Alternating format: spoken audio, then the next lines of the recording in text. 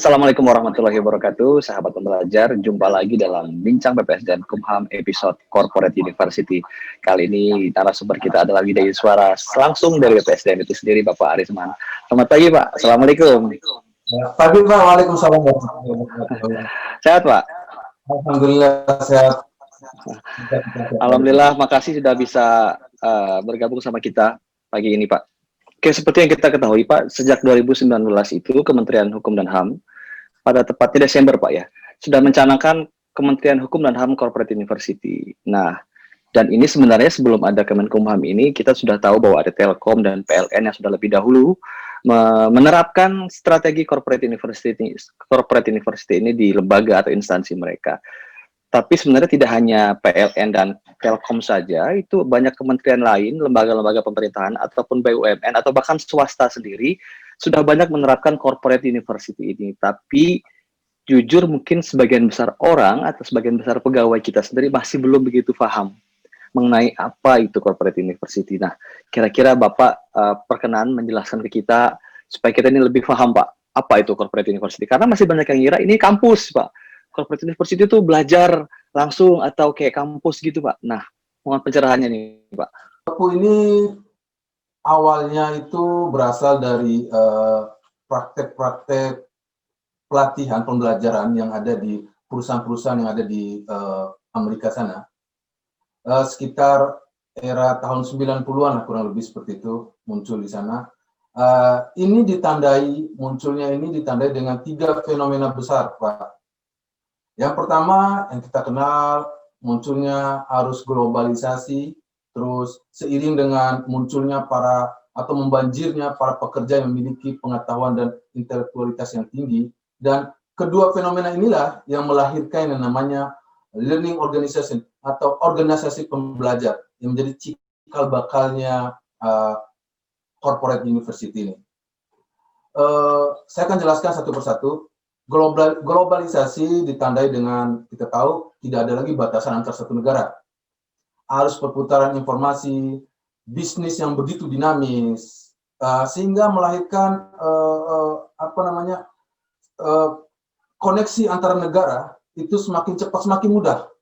Dampaknya apa? Dampaknya adalah organisasi yang tidak bisa adapsi atau tidak bisa menyesuaikan dengan perkembangan globalisasi akan tertinggal. Oleh sebab itu, organisasi atau perusahaan-perusahaan berlomba-lomba untuk menyesuaikan perkembangan globalisasi tersebut. Nah, globalisasi di awal tahun 90-an atau memasuki abad 21 ini juga beriringan dengan membanjirnya para pekerja-pekerja di industri atau di perusahaan-perusahaan saat itu yang memiliki intelektualitas yang tinggi, yang memiliki pengetahuan yang tinggi.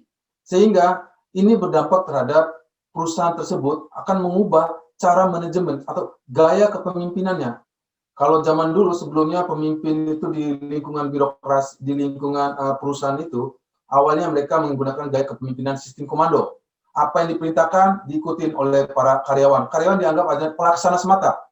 Tapi seiring banyaknya karyawan yang memiliki pengetahuan tinggi, mereka merubah gaya kepemimpinan itu.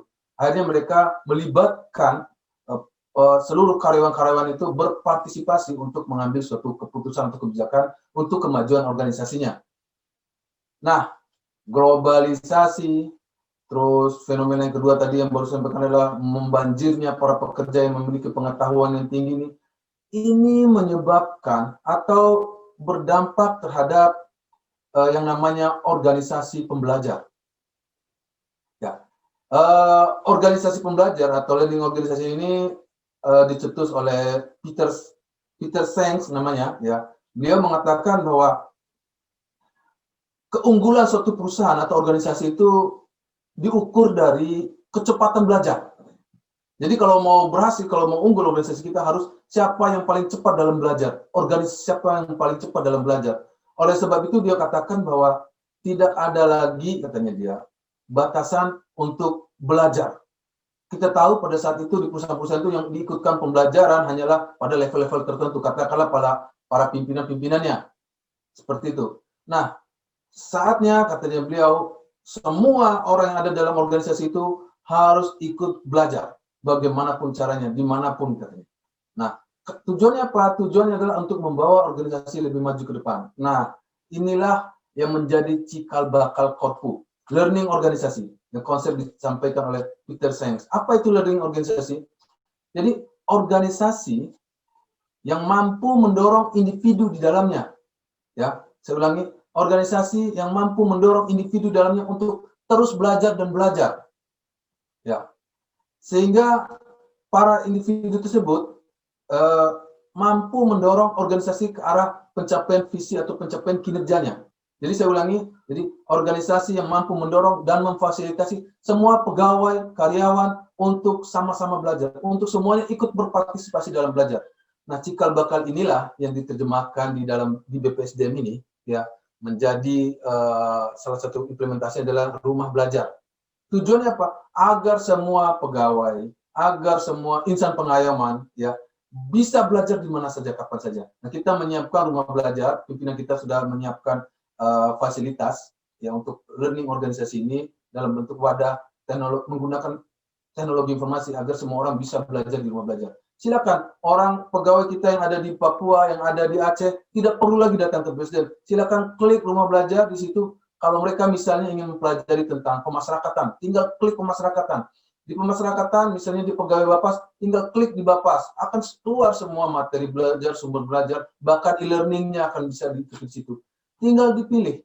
Ya, saya butuhnya apa? Saya sebagai pegawai Bapas ingin mempelajari tentang bagaimana litmas misalnya, ya, penelitian masyarakat. Silakan klik di situ. Saya pegawai migrasi, saya ingin mempelajari tentang pengawasan. Tinggal klik di rumah belajar. Nah, inilah cikal bakal learning organisasi. Jadi BPSDM sebagai pelaksana dari Korpu ini memfasilitasi agar semua orang, ya, semua pegawai seluruh Indonesia ini, ya, bisa belajar kapan saja, di mana saja.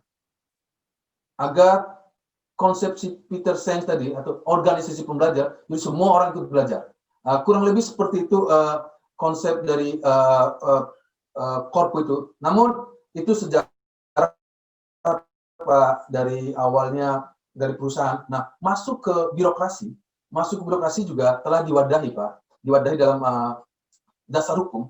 Kita bisa lihat di Peraturan Pemerintah Nomor 17 Tahun 2020 yang merupakan pengganti dari peraturan sebelumnya, yang Peraturan Nomor 11 Tahun 2017 tentang manajemen aparatur sipil negara. Di situ disebutkan, kalau nggak salah kira-kira di pasal 23 lah, 203. Isinya kurang lebih begini. Jadi semua atau seluruh ASN memiliki hak, ya, untuk dikembangkan kompetensinya. Haknya itu lebih lanjut disampaikan, dikatakan bahwa haknya itu adalah 20 jam pelajaran untuk dikembangkan kompetensinya. Nah, di pasal selanjutnya, kalau dirunut lagi, di situ disebutkan bahwa pengembangan kompetensi untuk para pegawai tersebut dilaksanakan atau diselenggarakan melalui pembelajaran terintegrasi dalam kurung Korpu. Nah, itulah cikal bakal munculnya Korpu mulai dari perusahaan diadopsi ke dalam birokrasi. Kurang lebih seperti itulah kira-kira gambarannya sejarahnya Korpu, Pak Sofi. Jadi kalau misalnya saya ambil kesimpulan, mohon koreksi jika salah, Pak, ya. Jika zaman dulu itu pegawai hanya bisa mendapatkan ilmu itu melalui pelatihan, yang mana pelatihan itu harus menunggu panggilan, ya, dan belum tentu setahun sekali dia dipanggil. Ya. Terkait jumlah pegawai kita yang banyak dan pelatihan kita yang mungkin saat itu belum bisa mencakup seluruh pegawai kita. Nah, ditambah dengan adanya undang-undang ASN ini, di mana pegawai mendapat hak jam pembelajaran sebanyak 20 JP selama 1 tahun. Jika menunggu diklat itu saja mungkin tidak akan tercapai, ya Pak, ya. Dengan adanya Korpu ini, di mana dia bisa belajar di mana saja dan kapan saja, salah satunya adalah melalui rumah belajar,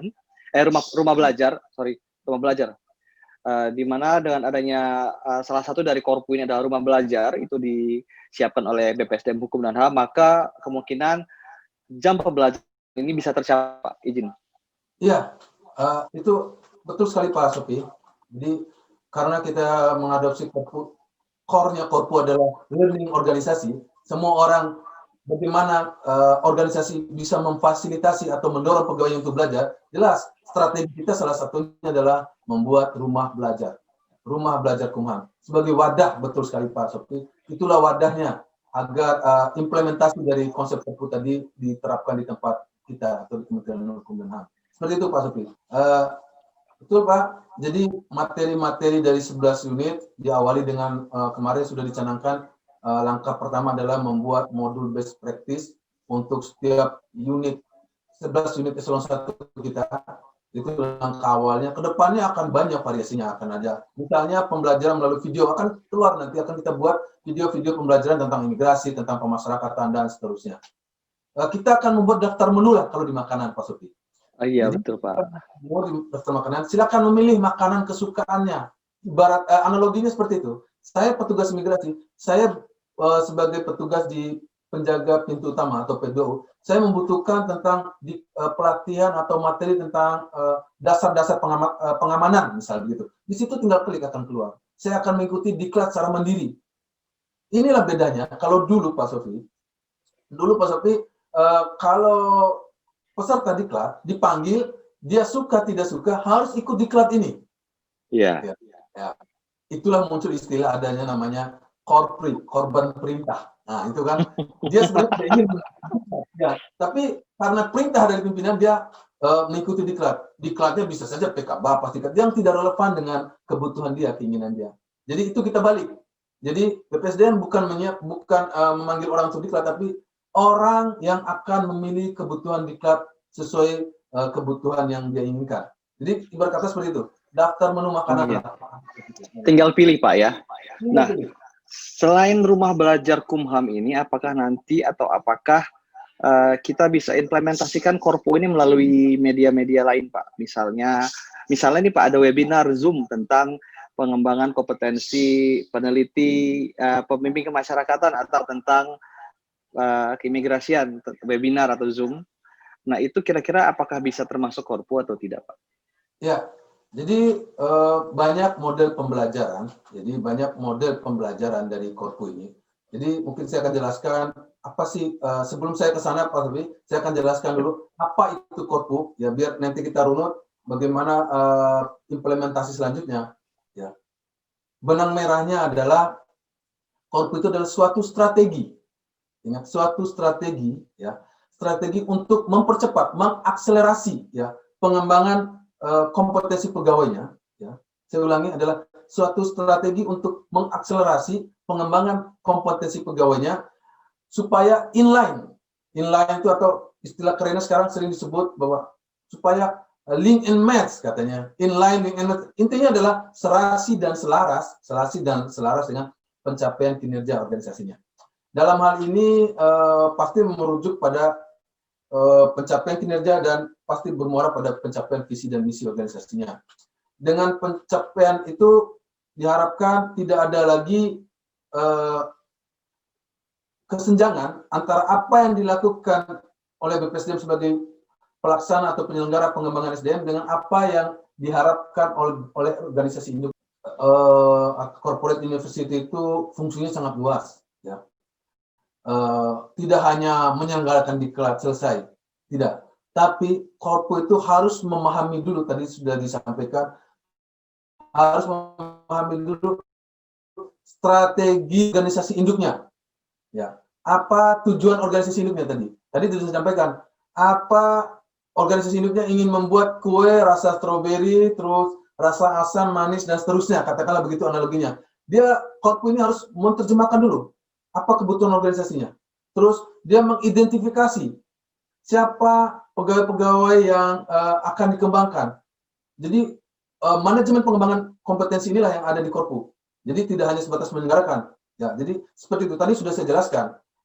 Misalnya organisasi induknya adalah Ditjen Imigrasi. Ditjen Imigrasi mencanangkan bahwa pegawainya memiliki kompetensi atau menguasai tentang teknik-teknik pengawasan orang asing misalnya. Itu sudah digariskan dalam rencana strategisnya atau tujuannya. Karena visinya atau arahnya adalah ingin meningkatkan pengawasan orang asing misalnya. Semua pelatihan, semua diklat, semua seminar, semua arah pengembangan kompetensi itu ya mengacu kepada kesana semua, mengacu pada peningkatan pengawasan orang asing, meningkatkan pengetahuan seluruh aparatur imigrasi untuk mengetahui tentang pengawasan orang asing. Jadi luas sekali cakupan Korpo itu. Korpu tidak hanya sekedar menyelenggarakan, ya, tapi dia mengidentifikasi, harus mengetahui dulu apa yang menjadi rencana strategis organisasi induknya. Itu yang gambaran Korpu. Tadi sudah saya jelaskan, Korpu adalah link and match antara apa yang kita kembangkan dengan sasaran kinerja organisasi. Nah, kalau learning center atau BPSDM atau pusat diklat, namanya juga pusat diklat, jelas mereka adalah tempat pelatihan pegawai. Di situ akan diberikan tentang pengetahuan dasar saja tentang ilmu-ilmu yang terkait dengan bidang tugas dia. Sementara kalau universitas jelas, ya, jelas berbedanya sangat jauh. Universitas adalah tempat belajarnya para mahasiswa, ya. Kalau dari segi pesertanya aja sudah jelas, kalau learning center, Korpu jelas pesertanya adalah pegawai yang dikembangkan. Sementara kalau di universitas adalah mahasiswa. Semua orang bisa saja kuliah di kampus, tapi tidak semua orang bisa belajar di Korpu. Katakanlah seperti itu, hanya pegawai, dan pegawai pun juga tidak semuanya akan ditentukan siapa yang akan dikembangkan dan bagaimana metode pengembangannya dan apa yang ingin dicapai. Jadi 3 konsep ini sangat berbeda, ya. Dan jelas kalau di universitas mereka hanya diajari ilmu-ilmu dasar saja. Kalau di Korpu jelas ilmu yang langsung link dengan atau langsung bisa diterapkan di tempat tugasnya. Itu mungkin perbedaannya. Kurang lebih seperti itu, Pak Sofi. Jadi sekarang lebih jelas lagi, ya, itu perbedaan dan universitas dan badan diklat.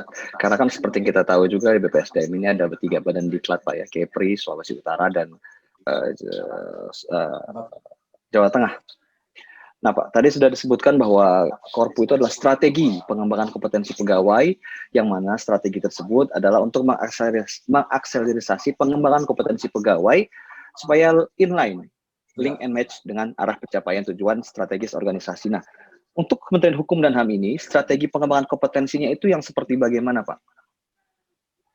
Dalam Korpunya ini. Ya, terima kasih. Ya, Pak Sofi, betul, bagus sekali pertanyaannya, ya. Karena kata kuncinya link and match, bagaimana strateginya? Dan itu menjadi pertanyaan Pak Sofi.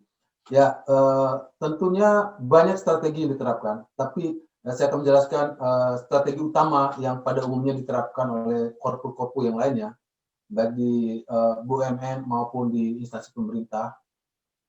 Ciri khas pertama yang biasanya ada adalah ciri pembelajaran 10, 20, dan 70. Maksudnya 10%, 20%, dan 70%. Ini konsep ini diutarakan oleh Charles Jennings dulunya. Ini yang diterapkan di korpu, hampir semua korpu ini. Dan juga ada 3 peneliti yang meneliti tentang kunci sukses para manajer saat itu, yaitu Lombardo dan kawan-kawan. Ya, sama mengarahkan, menjelaskan tentang konsep pembelajaran 10, 20, dan 70 ini yang lebih efektif. Jadi 10% itu adalah pembelajaran formal. Jadi yang kita lakukan selama ini di pelatihan di BPSDM, ya, kalau di konsep Korpu itu hanya 10%. Diklat, seminar, konferensi, sarasehan, workshop atau kursus dan semacamnya itu, e-learning juga hanya 10% menyumbang ke menyumbang terhadap 10% itulah yang menjadi konsep dasar Korpu ini. Kenapa 10%? Karena 10% ini peserta atau para pegawai yang dalam pengembangan ini akan dibekali tentang konsep-konsep dasar teori, ya. Di situ dijelaskan juga tentang dasar hukumnya yang bersifat teoritis sajalah, 10%, ya. Ya, terus 20%-nya apa? 20%-nya adalah social learning.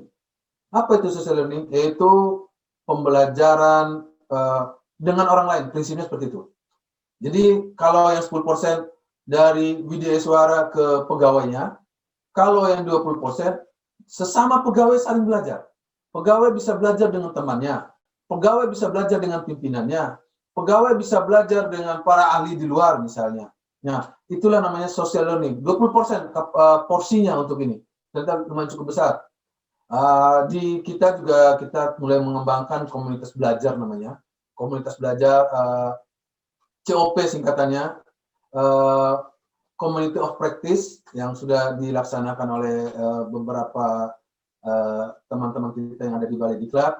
Ada coaching, mentoring, ya, pembimbingan di tempat tugas, terus benchmarking. Nah, itu merupakan salah satu bentuk-bentuk dari 20% social learning atau pembelajaran sosial. Terus, nah, porsi yang paling besar adalah yang 70% itu adalah pembelajaran di tempat tugas atau pembelajaran by pengalaman, experiential learning, ya, pembelajaran yang terintegrasi langsung dengan pekerjaannya. Porsi ini memiliki porsi yang paling tinggi karena inilah esensi dari Korpu, ya, agar link antara yang dipelajari dengan apa yang dilakukan di tempat tugasnya nanti. Oleh sebab itu banyak model-model pembelajarannya.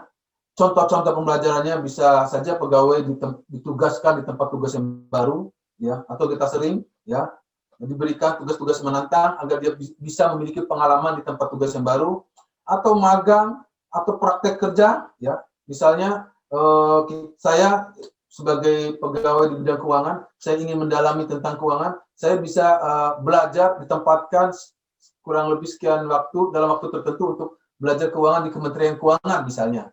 Nah, kan belajar langsung di sana. Itu salah satu model contoh experiential learning tadi. Terus on the job training, ya, belajar di tempat tugas. Tadi sudah saya jelaskan juga pertukaran PNS, bisa saja PNS bekerja di swasta, di BUMN dan lain sebagainya. On the job training juga ini mungkin sudah kita terapkan, akan mau kita terapkan juga. Contohnya adalah di kurikulum pembelajaran pendidikan khusus keimigrasian, ya. Di situ sudah tergambar arah-arah pembelajaran yang terintegrasi dengan tempat tugas.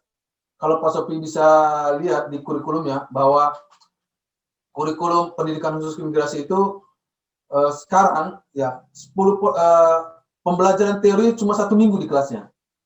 Dari 3 bulan pembelajaran ini, 1 minggu di kelas, ya, untuk mempelajari. Contohlah begini, dia materi hari ini agendanya adalah pembelajaran tentang tentang pendaratan misalnya begitu, ya. 10%, ya, atau 1 minggu mereka diajarkan tentang konsep-konsep dasar hukum dan sebagainya. Selanjutnya 3 minggu mereka akan diterjunkan ke lapangan, misalnya ke SUTA, ke Soekarno-Hatta, Bandara Soekarno-Hatta. Di sana mereka akan diajarkan, belajar langsung apa yang telah diajarkan seminggu sebelumnya. Bagaimana cara stempel misalnya, bagaimana cara wawancara, bagaimana mengidentifikasi orang asing misalnya, ya, itu langsung terjun ke lapangan. Makanya ke depannya Pak pimpinan kita sudah mewacanakan agar untuk membentuk laboratorium-laboratorium yang terintegrasi di tempat tugas. Katakanlah di Batam. Di Batam itu terkenal dengan garis pantai yang sangat panjang. Itu imigrasi di sana terkenal dengan pengawasan, misalnya itu. Nah, di sana tempat para pembelajar ingin memperdalami kalau ingin mengetahui tentang pengawasan laut, misalnya di sana. Imigrasi untuk pengawasan daratnya, misalnya di Soekarno-Hatta adalah laboratoriumnya, ya. Terus dan sebagainya. Jadi 1 minggu di kelas, 3 minggu di lapangan. Kembali lagi 1 minggu mempelajari lagi ilmu yang lain, praktek lagi 3 minggu di tempat tugasnya. Jadi tidak ada lagi orang mempelajari teori, karena kalau kita belajar teori bisa saja itu lupa seiring berjalannya waktu. Tadi kalimat yang selalu kita ucapkan adalah kata kunci dari Korpu ini sepertinya adalah link and match, ya Pak, ya. Jadi sesuai, sejalan, segaris, ya, seirama. Ya, nah, betul. Sebenarnya antara pengembangan kompetensi pegawai dengan sasaran strategis organisasi itu, bagaimana cara agar terjadinya link and match ini, Pak? Betul, pertanyaan bagus, Pak. Caranya bagaimana? Tentunya kalau kita ingin menyambungkan antara apa yang dibutuhkan organisasi induknya dengan apa yang BPSDM sebagai penyelenggara Korpu ini, tentunya kita harus duduk bersama, ya. Langkah pertama duduk bersama, ya. Duduk bersama antara pemangku kepentingan yang terkait dengan pengembangan kompetensi ini dengan organisasi induk, yaitu Dirjen Imigrasi, Dirjen Pemasyarakatan, Dirjen Kekayaan Intelektual. 11 direktorat ini harus duduk bersama untuk merumuskan, ya, pengembangan kompetensi yang dibutuhkan oleh pegawainya. Oleh sebab itu, BPSDM selaku penyelenggara Korpu ini harus mengetahui terlebih dahulu apa sasaran organisasinya. Ya, tentunya kita melihat ke Restra Kementerian Hukum dan HAM. Kalau kita lihat itu Restra Kementerian Hukum dan HAM itu adalah penjabaran dari Restra semua unit eselon 1. Ya, oleh sebab itu duduk di situ, para dirjen akan memaparkan, ya, atau akan menjelaskan kebutuhan organisasinya atau rencana strategis organisasinya, katakanlah 5 tahun ke depan. BPSDM selaku penyelenggara Korpu ini membuat strategi untuk mewujudkan sasaran tersebut. Nah, di BPSDM telah mewadahi, ya, kita Kementerian Hukum dan HAM, Korpu ini telah mewadahi sarananya, ya, yang dinamakan dengan pertemuan Dewan Pembelajar. Apa itu pertemuan Dewan Pembelajar? Yaitu pertemuan antara pimpinan-pimpinan tinggi media ini, pimpinan tinggi yang ada di unit eselon 1 ini, ya, untuk menyusun perencanaan pengembangan kompetensi pegawainya. Saya analogikan, Pak Sofi, pertemuan Dewan Pembelajar ini seperti pertemuan kalau di kampus itu, kalau di sekolah itu mungkin pertemuan orang tua murid dengan penyelenggara pendidikan. Kalau di kita, kalau saya analogikan, ini adalah menteri itu sebagai rektor, ya. Menteri adalah rektor yang menentukan visi dan misinya. Terus ada 11 dekan. Dekan inilah, ya, ada dekan imigrasi, ada dekan pemasyarakatan, ada dekan kekayaan intelektual. Nah, dekan-dekan inilah yang akan memaparkan apa kebutuhan organisasinya. Ya, tentunya kebutuhan organisasi ini relevan, harus inline juga dengan visi misi yang dicanangkan oleh Pak Menteri. Pak Menteri yang nanti akan menetapkan, ya, bahwa ini loh program atau rencana pengembangan kompetensi masing-masing unit ini. Intinya kita duduk bersama, ya, antara BPSDM dan organisasi induk. Seperti itu, Pak Sofi. Terima kasih. Jadi kalau misalnya yang mereka yang JP misalnya mereka mengikuti seminar, terus mereka mengajukan itu untuk dihitung JP, itu termasuk bagian dari Korpu ya Pak ya? Betul sekali Pak Sofi. Pengembangan kompetensi Pak ya, Bangkom ya? Pengembangan kompetensi ini bentuknya sangat banyak, ya, banyak sekali.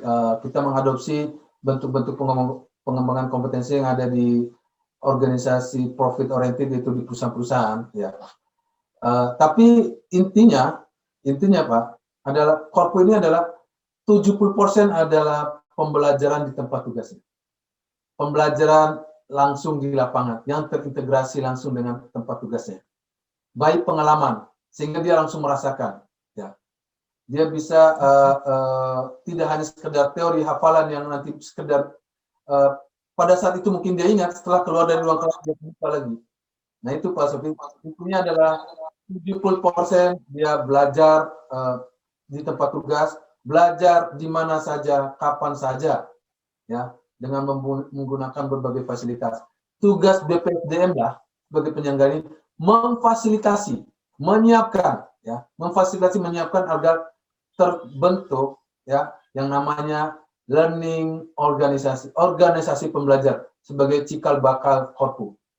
Itu awal mula Korpu, adalah konsepnya Peter Senge tadi, organisasi pembelajar. Semua orang belajar, tidak hanya pimpinan, namun semua level belajar. Belajarnya bagaimana? BPSDM telah menyiapkan rumah belajar. Silakan ikuti belajar sesuai kebutuhan kita sendiri. Kurang lebih seperti itu Pak Sofi.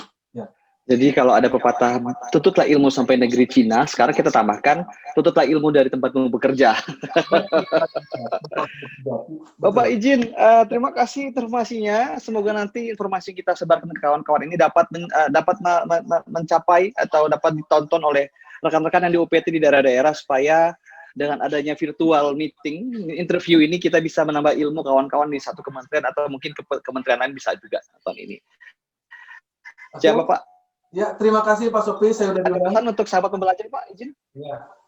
Ada pesan untuk saya ingin menyampaikan, ya, satu pesan bahwa para insan pengayoman atau pegawai Kementerian Hukum dimanapun Bapak dan Ibu berada, bahwa Korpu ini esensinya adalah kemauan kita sebagai aparatur sipil negara untuk belajar dan belajar terus.